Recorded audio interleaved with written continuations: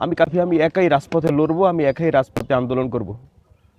আন্দোলন করতে গিয়ে যদি দেখি কোনো বেনিফিট না আসে, আমি একাই বিপ্লবী সরকারের ডাক দিব। রাজপথে নামবে কাফি ভাই, কিন্তু কেন আর কাকেই বা উদ্দেশ্য করে এইসব কথা বলতেছেন?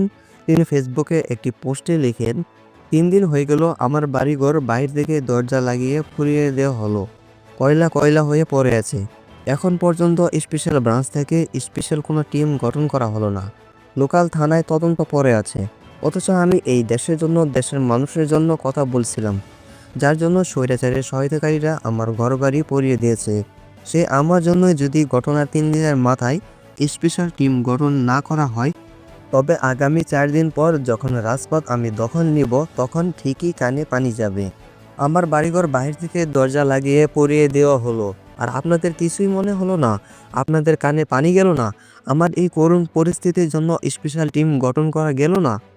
তবে আমার রাজপথ দখলের খারাপ রূপটা শীঘ্রই দেখতে পাবেন।